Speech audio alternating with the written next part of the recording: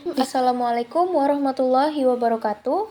Perkenalkan, nama saya Syifa Nuraini dengan NIM D10412111012.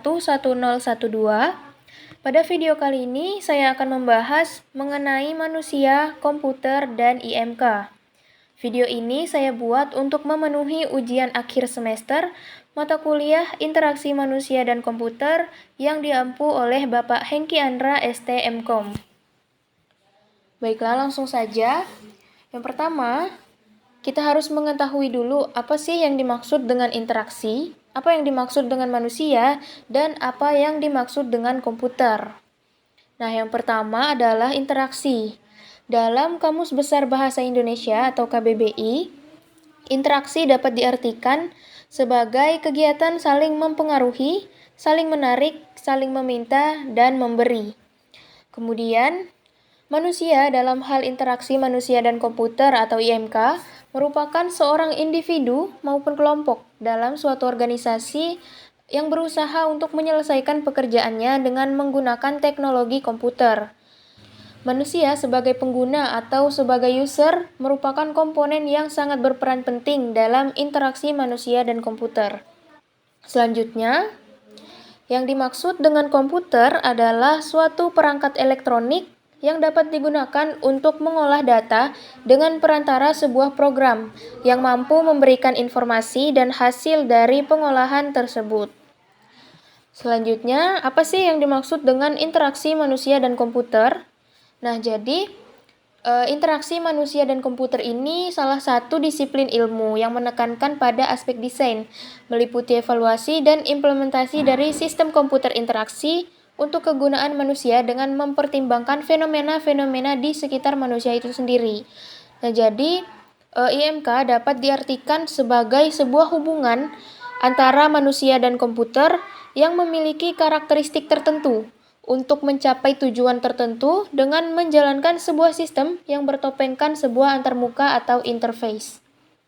Nah, selanjutnya saya akan menjelaskan interaksi manusia dan komputer yang ada di sekitar saya dan yang menurut saya kurang baik atau buruk beserta dengan solusinya.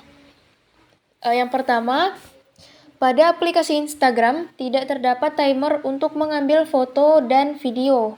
Jadi menurut saya hal itu sedikit menyusahkan pengguna atau user yang ingin mengambil foto dan video dari jarak jauh tanpa bantuan teman atau orang lain. Jadi misalnya ketika kita sedang bepergian sendiri dan tidak membawa atau tidak memiliki tripod, nah pasti itu kan akan kesusahan untuk mengambil selfie atau gambar dari jarak jauh karena tidak ada yang membantu untuk mengambil gambar atau selfie. Jadi solusinya, Instagram dapat menambahkan fitur timer agar memudahkan pengguna dalam mengambil gambar atau selfie jarak jauh. Selanjutnya, masih pada aplikasi Instagram, juga tidak terdapat fitur untuk mempercepat atau mengulang video secara manual di Reels. Nah, jadi ketika user sedang menonton video dan melewatkan beberapa hal penting yang ada dalam video tersebut, maka user harus mengulang atau menonton kembali video dari awal dan menurut saya hal itu memakan waktu yang lebih lama. Jadi solusinya Instagram dapat menambahkan fitur untuk mempercepat atau mengulang video di Reels agar user dapat menonton dengan lebih nyaman dan bisa mempercepat atau mengulang video pada bagian-bagian tertentu. Selanjutnya, pada aplikasi Twitter, saat ini terdapat fitur bookmark atau markah yang dapat digunakan user untuk menandai postingan-postingan yang ingin disimpan. Namun pada bookmark ini tidak terdapat fitur untuk mencari postingan-postingan apa yang telah kita simpan. Jadi untuk mencari postingan tersebut, misalnya postingan yang sudah lama kita simpan atau postingan yang pertama kali kita simpan, kita harus men-scroll terlebih dahulu sampai ke bawah atau sampai ke postingan yang akan kita cari. Sebenarnya bukan masalah besar kalau postingan yang kita masukkan ke dalam bookmark itu sedikit. Namun, jika kita menyimpan banyak sekali postingan, tentu hal itu akan memakan waktu yang lebih lama dan menurut saya kurang efektif dan efisien dalam hal waktu. Jadi, solusinya Twitter mungkin dapat menambahkan fitur pencarian atau fitur search agar pengguna dapat dengan mudah mencari dan menemukan postingan-postingan yang telah disimpan sebelumnya.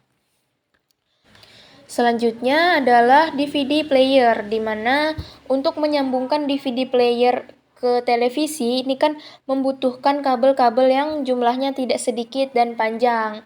Nah, seperti yang bisa kita lihat pada gambar yang ada di tengah, ini merupakan kabel-kabel yang digunakan untuk menyambungkan DVD player dengan speaker dan televisi di rumah saya. Jadi, menurut saya hal ini kurang efektif karena untuk menyambungkan ke televisi, kita harus melihat terlebih dahulu kabel mana yang sesuai dengan port pada DVD dan televisi. Sebab jika kabel yang disambungkan tidak sesuai pada tempatnya atau tidak sesuai pada portnya, maka DVD player tidak akan dapat digunakan. Jadi solusi yang terpikirkan oleh saya adalah penggunaan kabel pada DVD player ini dihilangkan dan bisa diganti dengan menggunakan dongle, seperti halnya dengan mouse yang kebanyakan saat ini sudah menggunakan dongle seperti pada gambar untuk dapat terhubung ke laptop. Jadi menurut saya dengan penggunaan dongle pada DVD player untuk menyambungkannya ke televisi ini lebih mudah dan efisien. Selanjutnya yang terakhir, pada salah satu aplikasi mobile banking terdapat fitur yang menyediakan layanan pembelian pulsa dan kuota. Namun, tidak semua provider yang menyediakan paket kuota atau internet, hanya beberapa provider saja.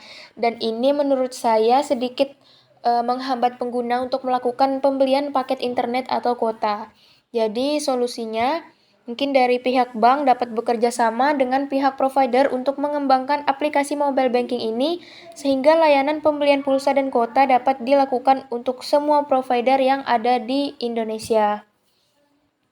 Berikut adalah beberapa referensi yang saya gunakan dalam pembuatan video mengenai manusia, komputer, dan IMK ini. Mungkin itu saja yang dapat saya sampaikan.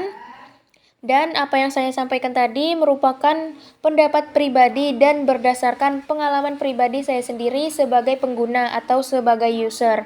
Jadi tidak ada tujuan untuk menyudutkan atau menjelekkan pihak-pihak tertentu. Sekian yang dapat saya sampaikan. Terima kasih dan mohon maaf apabila terdapat kekurangan dan kesalahan. Wassalamualaikum warahmatullahi wabarakatuh.